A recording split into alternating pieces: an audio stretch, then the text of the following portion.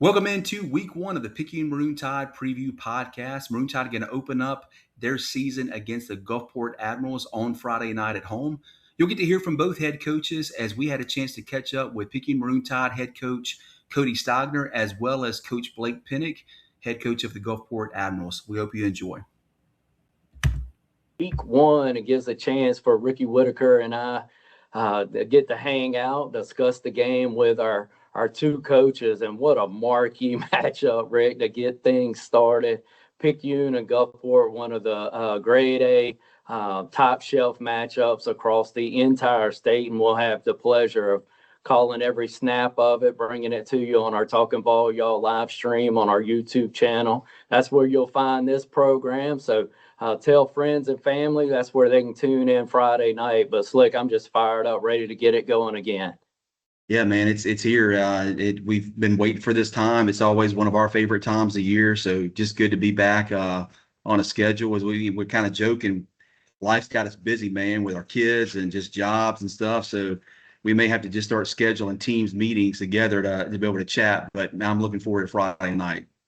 Absolutely, and you got a chance to talk to Coach Pinnick, kind of give our listeners, viewers a preview of what that interview is going to look like. And then, of course, you and I kind of tag teamed Cody Stogner. Cody has been so good to us and to our brand over the years. I say it at the end of the interview, and I've been a basket case personally lately, and so I almost teared up thanking Cody for what he means to us at the end of that deal. But kind of tell us what you learned from Blake in this Gulfport interview, just a slight preview before we hit play on it.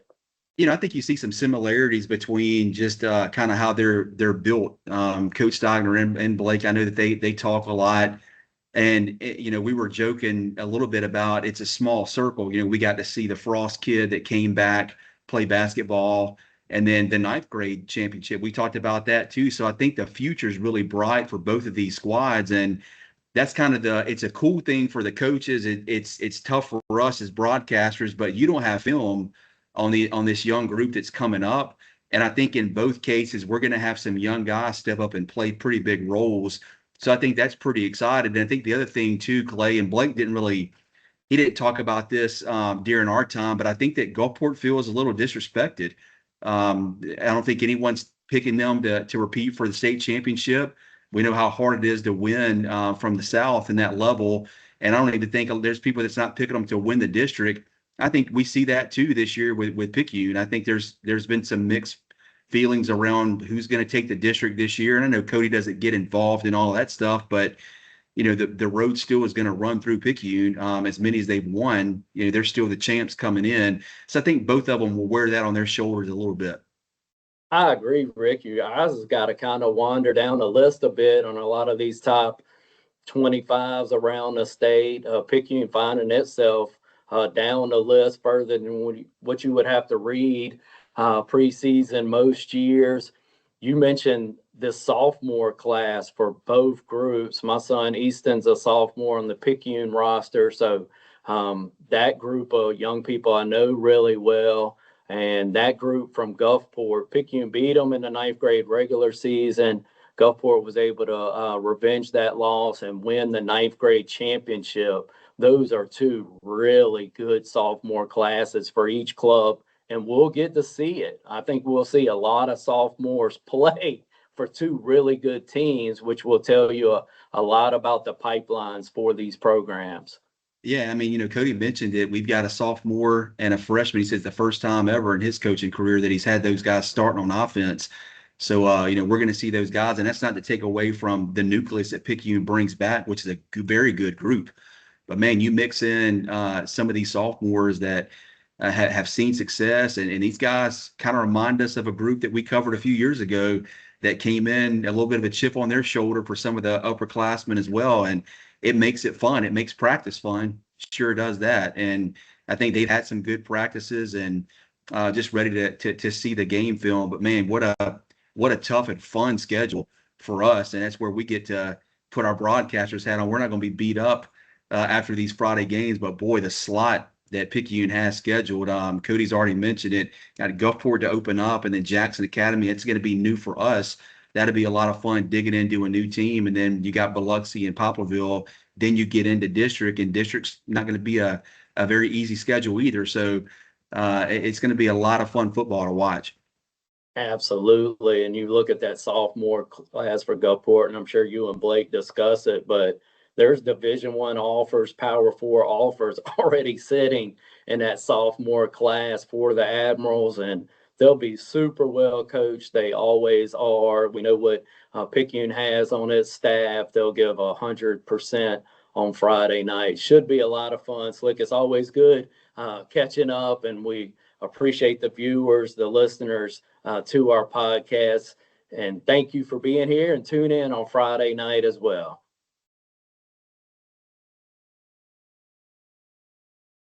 First and foremost, congrats, man, on a state title game for the school, first ever. Ton of district titles, but to bring the first gold ball home right behind your left ear there, that's a pretty big deal. And Coach, I love to kind of nerd out on numbers and stats.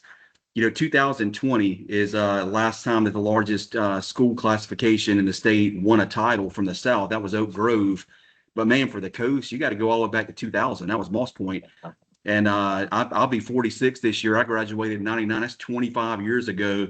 So quite the feat there. I know the journey you guys had. I want to kind of start with that. The way the season kicked off for you guys, you're 1-3. Take a loss to Petal. And these were close games, like 5 points total. And knowing that you're probably going to see them down the road.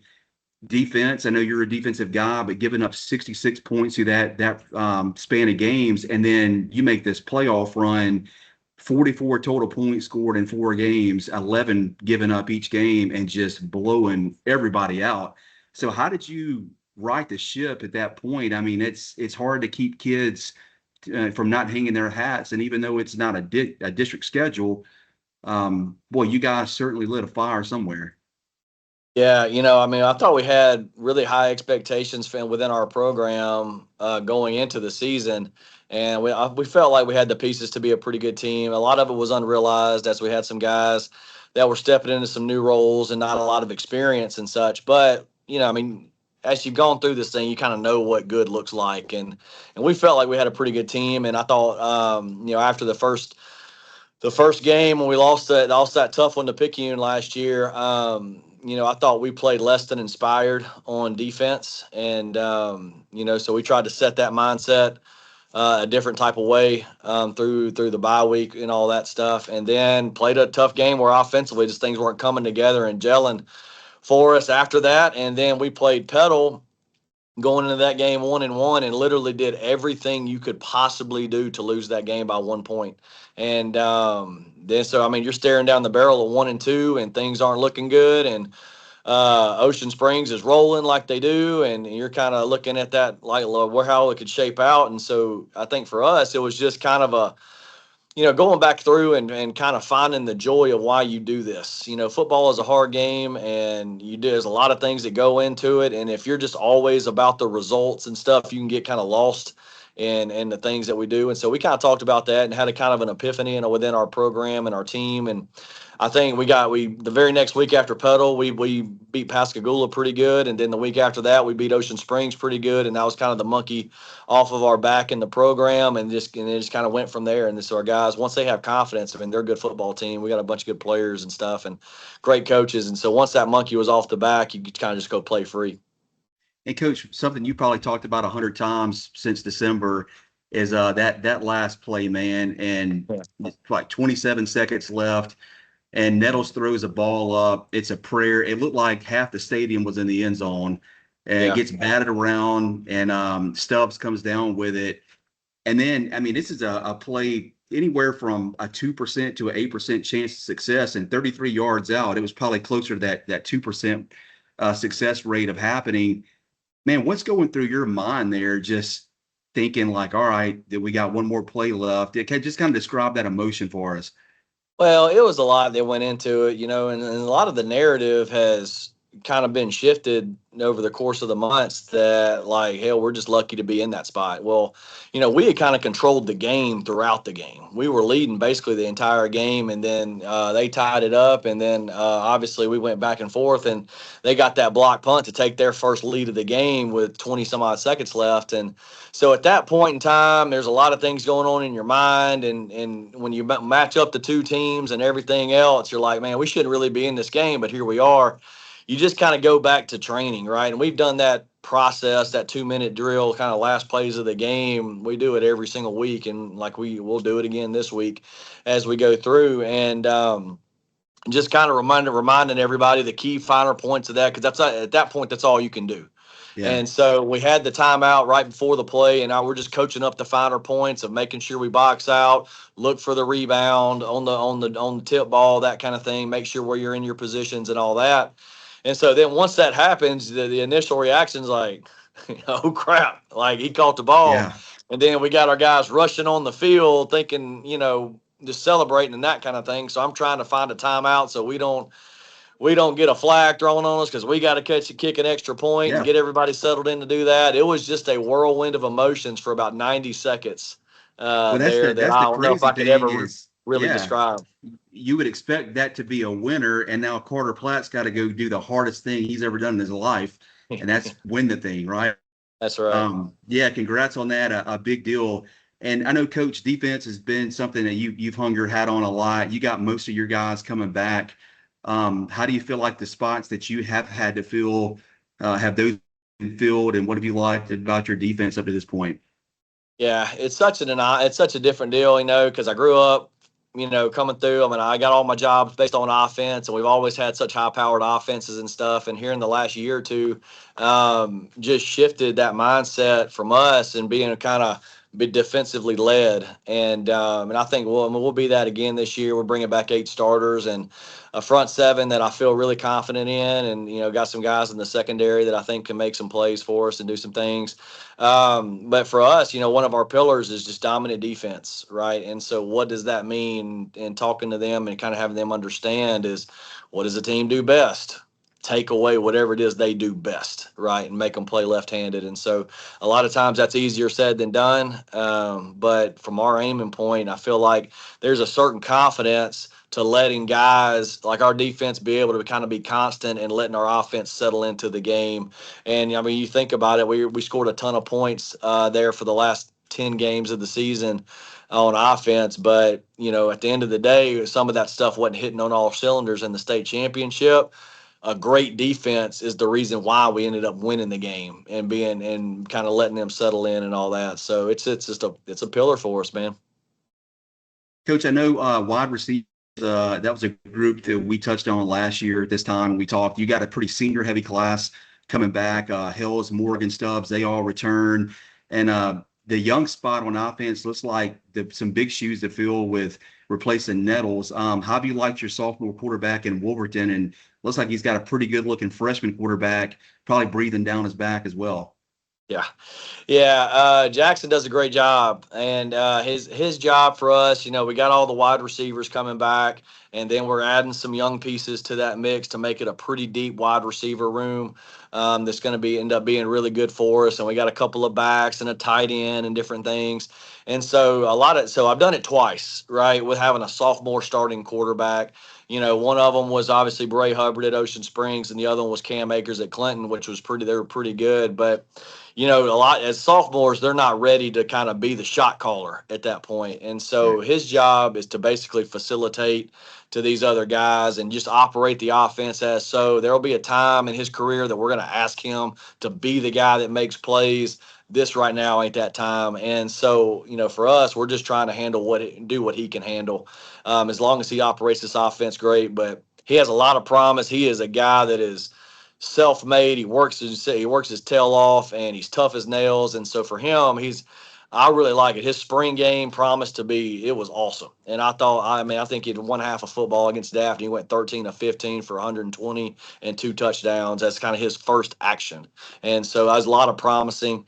The guy you're talking about, Tico Abear, which is an unbelievable dude, started on our varsity baseball team as an 8th grader, and he is an unbelievable player, unbelievable athlete. So he has an opportunity. We'll actually hold him. He won't play because we're going to continue to develop him in the 9th grade. But if something goes bad, he'll go in that scenario. But for us, I mean, he's just a guy that operates that offense, and if he can live between that and kind of be the point guard, we're going to be all right. Yeah, and it looks like too, Coach, with your time at Gulfport, I know you inherited a good one in Nico, but he was already pretty much developed in his career. Nettles was a senior, so gives you your first opportunity here to develop a quarterback. And Yeah. I mean, how much of a role do you think that plays for your philosophy to be able to have a guy that young and just moving chains? I think it's awesome. I mean, it pays dividends 100%. I mean, you think about kind of, the way that those things have gone out. Bray's 3rd year, we were 12-1 and just come within an eyelash to get into the state championship. Years ago, as a senior, Cam Akers wins a state title for us at Clinton in 16. And so it has its payoffs. And to have that continuity coming back, to not have to reteach everything every single year, has a big advantage. And so the fact that Jackson has been in our offense for now 3 years as a 7th grader, 8th grader, 9th grader, that kind of thing. He's been in it a long time, so he knows the ins and outs of it. Now we can kind of get into the details that we haven't been able to a little early on, than we were able to like last year with Parker Nettles. We were still kind of in the infancy of it with him. And so it has its advantages. And then even as you go and grow through the years, it'll have even its more advantages. Coach, next couple of things we're about, it's going to show how small of a circle that we all run in and connected we are. Our crew got an opportunity to call playoff basketball this year. It was I think the first round. It was at Purva Community College, or maybe the second round. But Clay Sweet knows basketball. I'm just a warm body with a headset on, trying not to look too silly up there. That's what I would be too. But, I try to talk pick and roll, but. Yeah, but I know what a big kid with good feet looks like, and I'm like, who is this Frost kid from Gulfport? And then a couple of days later, Clay sends me a text message with it's a picture of you with your arm around him. I'm like, oh man, he has pulled this kid. So Yeah. I mean, already got several D1 offers, 6'7", look 250. Looks like he's slimmed up a little bit from the off season. But man, talk about this guy and what kind of versatility he can bring to your offense.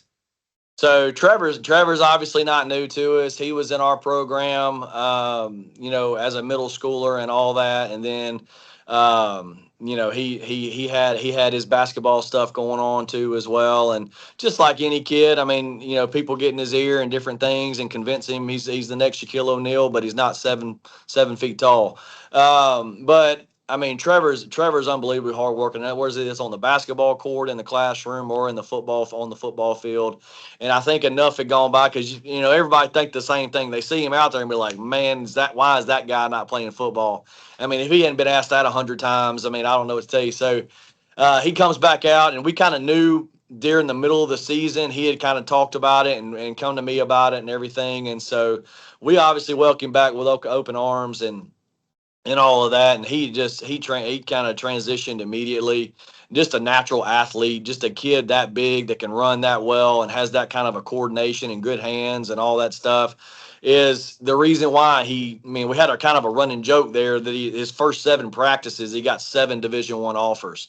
And so he's got he got an offer a day kind of thing. And just rolling your eyes at like, what are we doing? And but phenomenal kid, really hard work and embraced the physicality of the game. So really excited to have his kind of, coming out party and all that stuff for us. Yeah, and Coach, on that, just staying on that same line, we got the 9th grade championship. That was Picayune and Gulfport. Picayune took the regular season game. Clay's son Easton was on that team as well. So I wasn't there, but we were able to broadcast and actually record that game. I was able to watch it, and just a lot of good youth coming up from both programs. A couple of kids that stuck out, a name that everybody would know in Gulfport is Seneca Taylor Jr. Of course, his dad, a phenomenal athlete. And then Jordan Fernandez. I mean, this kid's already a 4-star, big defensive lineman, 6'3", 310. What are you looking for from these young guys, and how much will they work into the mix I know it's a fun time of year. It's hard for broadcasters, but it's fun for you guys because there's not any film out yet, and it's kind of these unknowns of like, all right, they were good in ninth grade, but you hadn't really seen them on the varsity field yet. So how would those guys play in? Yeah, Sen's in the rotation. He'll kind of obviously we'll go with the other guys to start, but I mean Sen will be in there just as much as as any of the other guys will. He's a great player, man. He's kind of fit in. He's fit in seamlessly. He's good to go. He'll be a major factor for us as far as what we do offensively. And then Jordan Fernandez.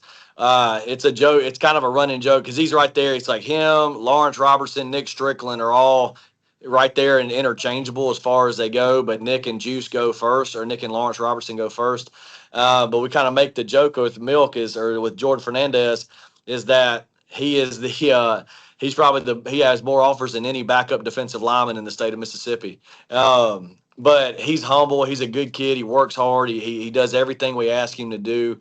And having those two guys ahead of him continues to push him to be very well because the sky is the limit for a guy that can as big as he is and can move as fast as he does. And then kind of the same thing with Seneca is, a guy that's uber talented. You're talking about going to have his choice of where he wants to go in a couple of years, but he's got those older guys right now that can kind of put him in his place and keep him where he needs to be. And so that's always a good thing, having those guys, being able to push them within your own team as well. So it's been a good thing so far.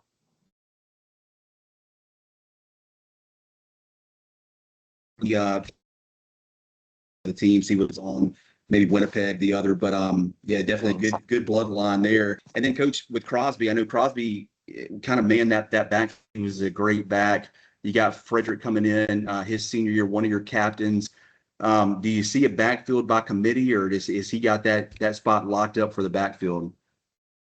Well, so Amaje will be the guy that goes. I'll tell you, now we told like as he got a couple of offers this spring too. And as I was telling coaches, because everybody asked about him when they see him in practice, like, man, who is this guy? I said the only reason you don't know him is because Cooper Crosby was in front of him for a couple of years. It's like, but you'll find out pretty quickly. Amaje is a bell cow for us. He's a team captain.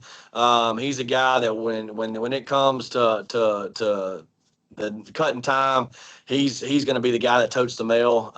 We also have another running back, JoJo Thomas, that came to us from Biloxi, that transferred from Biloxi. He's kind of a lightning in a bottle kid, real quick on his feet, that we'll use in some two-back sets and to spell Amaje a little bit. But he's another playmaker we can add to the mix. And we have a couple of other young guys, but the main aspect will be those two guys carrying the rock, as well as some defensive guys we have to bring over every now and again.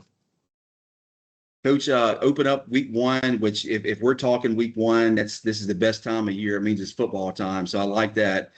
Opening up with Picayune, a very familiar opponent. I know you and Coach Steiner have a good relationship. What are you most looking for from this week one game?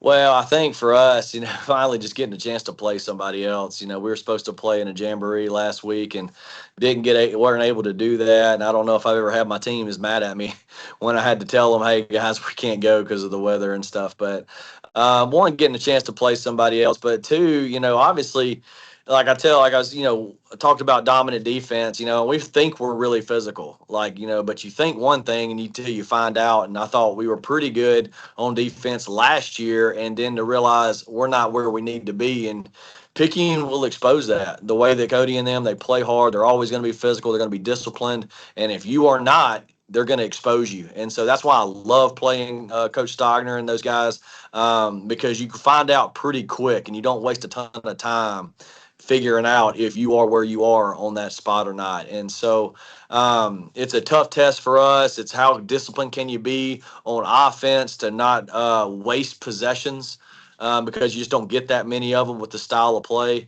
And so it's always a great test for us to get a chance to get hit in the mouth, and it pushes our guys during the summer to have a team like Picayune, number one on the schedule, to say, hey, look, this is coming down the pipe, guys, so we got to be ready to go. So I love having this game, number one. It's awesome for us, and I think I'm looking forward to another great matchup with us over there.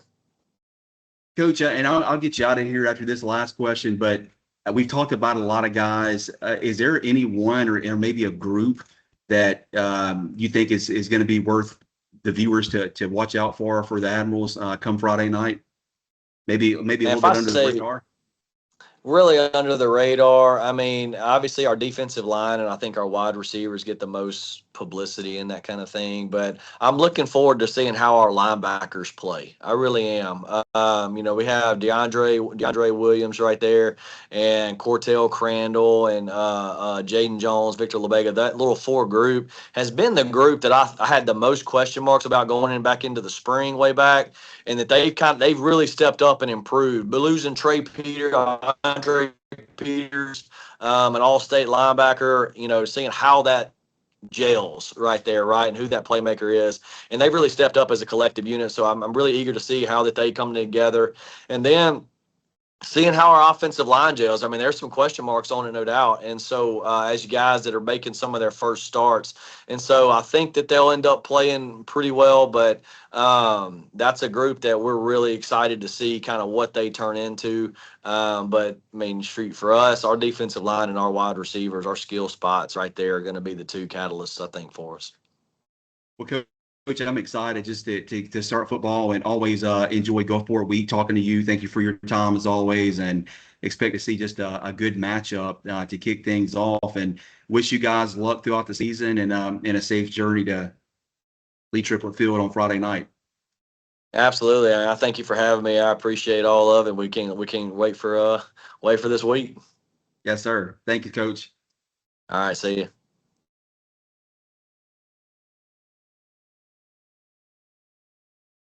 Coach, just thank you for taking time. We know it's game week. We've got Gulfport looming, the start of the 2026 season. Thanks as always for joining Slick and I. Absolutely. Thank you guys for having me. Cody, let's look at it, man. A really good year last year. Play for a South State championship, make a good run in the playoffs. Kind of tell our viewers, listeners, the expectation, as always, for Picayune football in 2026. I mean, the expectations is always first and foremost is to make sure we're getting better every day. And, we want to be playing in that game the day after Thanksgiving with an opportunity to play for the ultimate prize and that first Thursday in December. So, the expectations have never changed. We're always going to expect the best out of ourselves and out of each other. That's one thing I have to give these guys a lot of credit. I always tell them that they're not ordinary, they're extraordinary, because one thing, they set themselves some high goals, and we've been close to reaching that ultimate goal. But I mean, throughout the year, they've accomplished they accomplished a lot of good things last year, and I look for them to kind of stay on that same path and that same trajectory as we move forward, because that's just how they're built, and that's their mentality. Cody, when you look at it, kind of tell us from the spring game to this date, what improvement you've seen from your team. Just having a youngin' on the team, I've certainly seen the hours, the dedication, the hard work to get to this point, really in a new light from a broadcaster standpoint, as a friend of yours over the years, and of course, paying attention to the program. But when you have a young person on the team and kind of the hours that y'all log. So first of all, a tip of the cap, but what does that portion of the season look like from that spring game to right now look like for the Maroon Tide? I mean, if you go back to the spring game, there was a lot of firsts for a lot of people.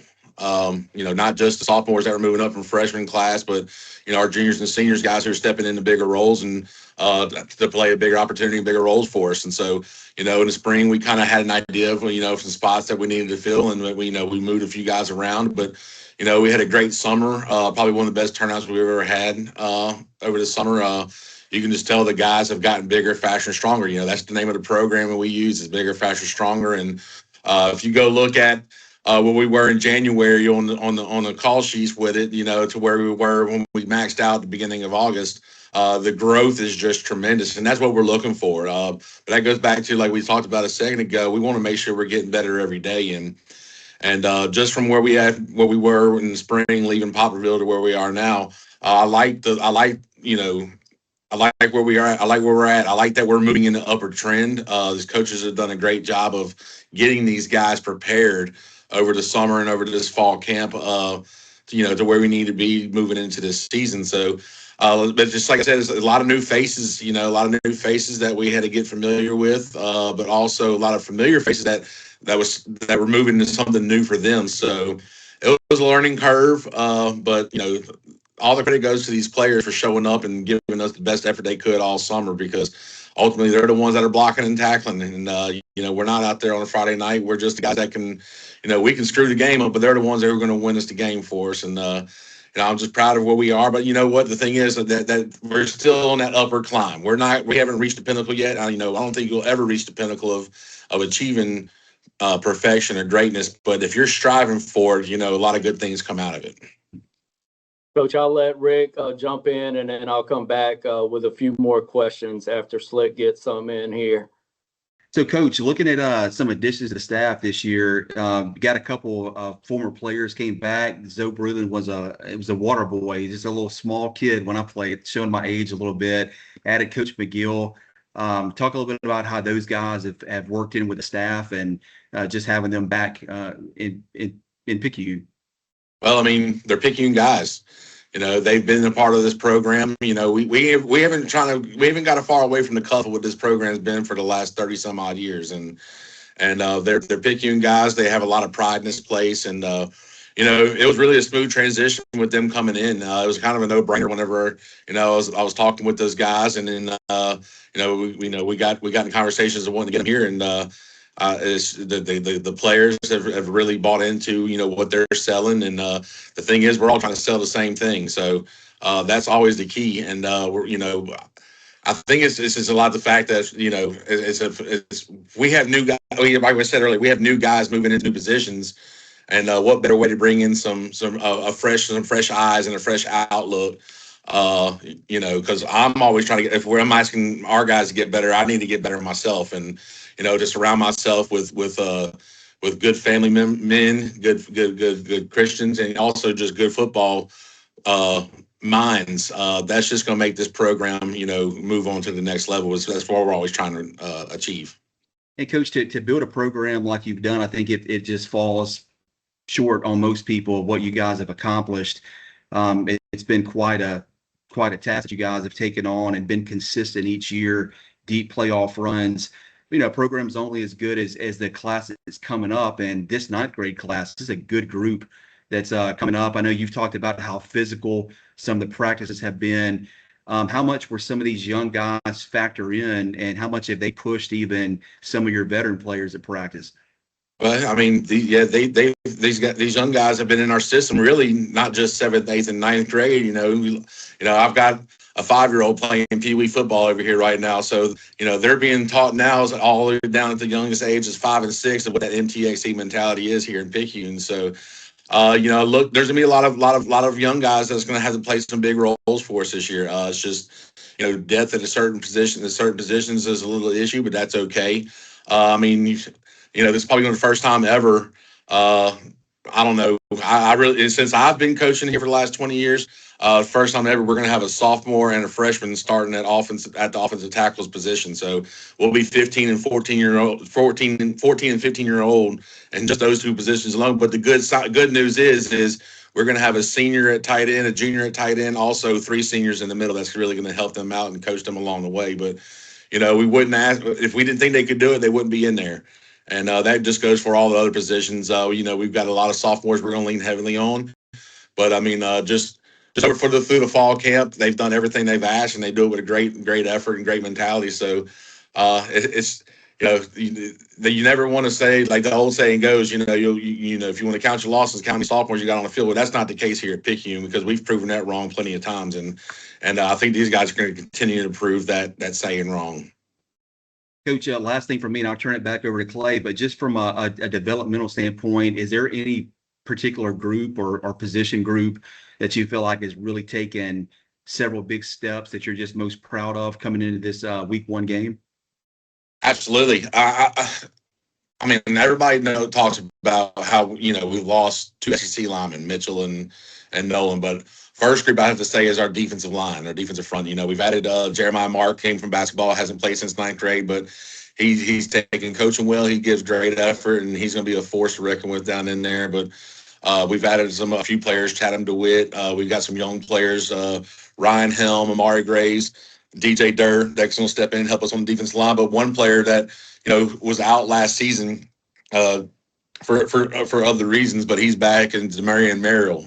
Look for his name to be called a bunch on Friday nights. And, you know, that's one group that really stands out to me, but also our linebacker core. You know, we've gained so much depth. That's probably the most depth we have on our team is in our linebacker area. And we bring Kelvin Stallings back. He's back with us, and we look for big things out of him. Kendall Malley stepping into a lot bigger role, as well as Rico Javery, Trevor McGill, Demario Hodges, Ben Thompson. There's a lot of names that we put in there at linebacker that we trust, and you know, we that's one thing when we left Hattiesburg last year. We realized, you know, tackling was an issue for us last year. We weren't the best team in tackling the state. I'm not going to sugarcoat it. It just is what it is. But we feel like now we've got the guys getting on the bus and getting off the bus and getting in the right position. That you know, we've got a lot of guys who are playing with a little bit more MTXC mentality. Guys who I believe, and these coaches believe that you know, they're going to get the job done. And other than that, you know, probably the group that has the most experience is our defensive backfield, and that's key. That's key with today's age. Everybody wants to throw the ball around the yard. You know, we're going to have 2 seniors back there, a sophomore back there, but we also got a few other juniors and a few seniors that we can mix in as well.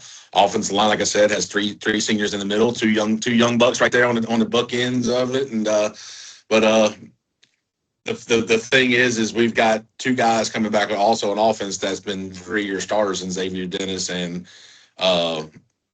A.K. Burnett, as well as Jacob Nixon. When you have that amount of games that they've played and experience, that goes a long ways whenever, you know, you run an offense like we do, and it's so precise. To have that senior leadership, just to have the game experience, and you know, I'm looking for big things. Kane McKinley's going to play all over the place. You see him on offense. You might see him at tight end, wing back, fullback. I mean, shoot, there might be one game we might have to throw a 50 number on and put him at guard. I don't know yet. We know, hopefully we don't have to, but it's just this team is moving along better than I expected at this point. And I don't know if that's a scary thing. And I might be eating my words come Friday night around 10 o'clock, but Tanner Raven's now leading the charge for us at quarterback, and he's just been doing a great job of running our offense. So, you know, I'm so excited right now about to get the season started, because I think we're tired of seeing each other. And, you know, I think we want to see somebody else. And but what better way to get it started and kicked off against the defending 7A state champions that come here and lead Triplet Stadium on Friday night. You know, Friday night's lights are back, and I think all eyes around the state are going to be on this game on Friday night. I agree, Cody, and you kind of stole my notes. The scheduling of Gulfport, that's been a historic kind of matchup. And then the Jackson Academy game to follow it. We faced the state champs, as you just stated, on a 7A classification. The private school state champs in Jackson Academy. And week 2 for us, I think it'll actually be like week 4 for them by the time we get to them. But boy, the season ticket sales should be through the roof. 2 marquee matchups. We've got an awesome home slate, and it'll be important for the people to get out and support Maroon Tide football. Absolutely. And, you know, I was talking with Coach Pinnick a couple of weeks ago. You know, we talked about how, you know, we love our game against each other. We believe, one, you know, it gets the coach excited, but I think it gets the whole state excited. And it's in a heck of a football game when we get together and meet each other. And what better way to play, you know, to find out whether you stack up against playing the best. And, you know, we always strive. We always say we want to be the best. Everybody wants to be the best at what they do, but you can't be the best unless you know, put your chips up against everybody else's chips and see where they fall. And you know, I know one thing, we're going to give great effort. They're going to give great effort, because, you know, both teams are really trying to win this football game. It's not your typical first game of the year non-division game.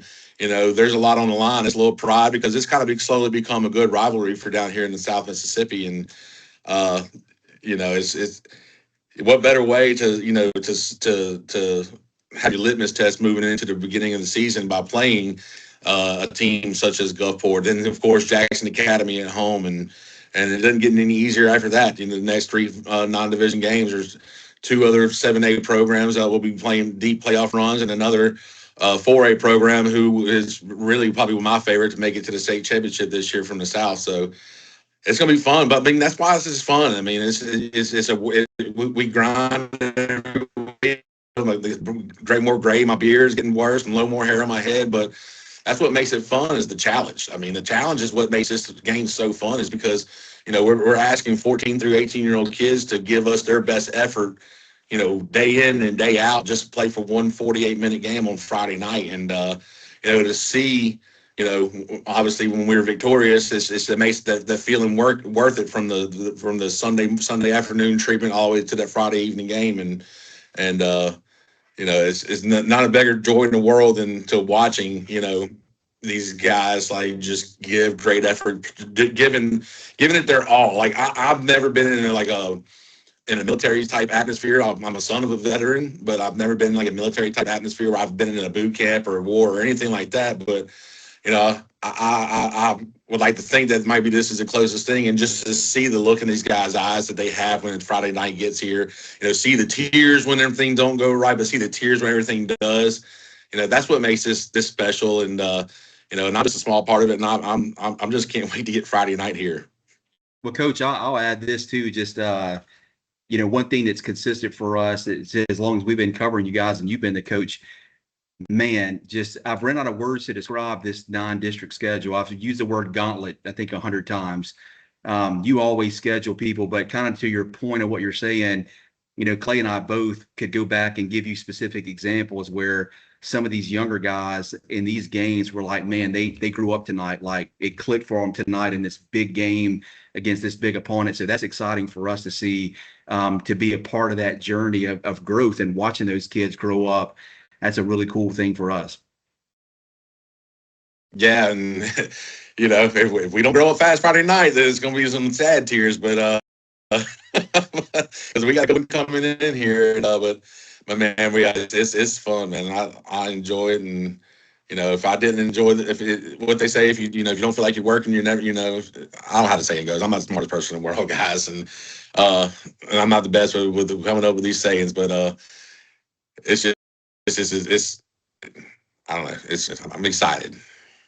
Cody, I wanted to touch on, because he ended our Meet the Tide night, I think, with a 55-yarder, not off a block, but off the turf. You've blocked in this offense. You've blocked on the college level as well. Can you imagine what Edgar Cruz is doing with his foot after blocking? I mean, that's at the end of a Meet the Tide night. It had to be 95 degrees the other night. I mean, it's just remarkable to watch him kick.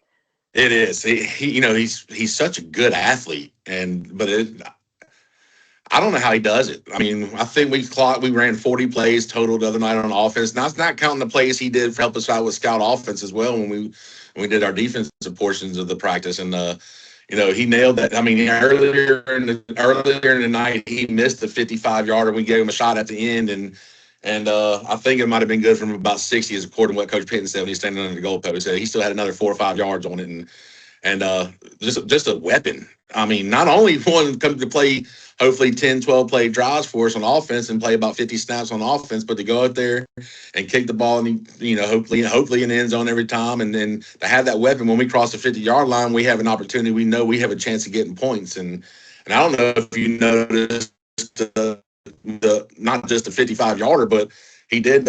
We were working on our kickoff return team, and he kicked it almost to the back of this mat out here.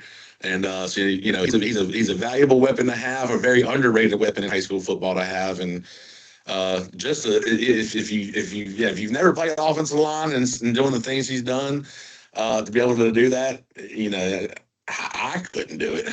That's for sure. But I mean, that just goes to show you of the preparation he does on his body and his mind and his mentality of knowing that he thinks he's the best there is, and I think he's an opportunity to prove it this year. Coach, last question for me. I wanted to touch on Zay Dennis and a year he had last year, nearly 3,000 total yards. It seems something shifted in him, and this may just be something I'm looking at from upstairs or in huddle. The ability to get north-south instead of trying to go sideline to sideline. It seemed like something clicked in Mr. Dennis's running style. Did you kind of see, have you watched him develop and just get better, Cody? He has, and he had perfect attendance this summer. He was one of our perfect attendance guys this summer. So if that doesn't show you how much this season means to him, then I feel sorry for you. But we went back and we studied a lot of film from last year, and he saw it like he probably missed out on an extra 300, 400, 500 yards on the season by really not putting that head down. We explained to him, hey man, you're fast. That little crease right there, you might bust through it, you might not, but if give yourself a chance. But he's got a different speed to him this year. I can't really explain to it. I mean, you can just hear it and feel it when you're out there at practice. But he's got he's playing with a big chip on his shoulder. Obviously everybody knows who he is, but he's got a big chip on his shoulder. He's trying to prove himself as one of the best ones in the state, and we're very lucky to have him because I believe he is, and we're just looking forward to him to having a great season. Having him back is what makes us too, I think, click a little bit faster where we are right now. You bring him back, like you said, almost 3,000 yards out of one guy back there, and just he makes everything around him better. Just from how he works, his work ethic, and just his love of the competing and part of the game. And I was talking with him yesterday, and I said, hey. Normally we wouldn't like doing this, but I was just trying to feel him out. I said, what if you had to go 30 or 35 the first game? He said, Coach, I'll go 50 if I got to. And so that's just his mentality. Obviously, we wouldn't want to. I don't want to be put in jail. That'd be a crime to have a young man on August the 28th going 50 carries in a game. But hey, he told me he would if we needed to. Hopefully, we don't have to. But that's the mentality that he brings and he presents for his football team. He's willing to lay it all on line for all the other 63 guys that's out there dressed with him. Cody, I can't thank you enough for your time. I'll leave it open-ended if Slick has anything to add, but not only today, man, you've been so gracious to us. It means a lot to me. Thank you. Yeah, thank you guys. Yeah, I echo that, Cody. Thank you. Good luck to y'all this season. We're excited. It's football season. I'm about to go stir crazy. You're going to do a roll tide roll, baby. Absolutely. Can't wait.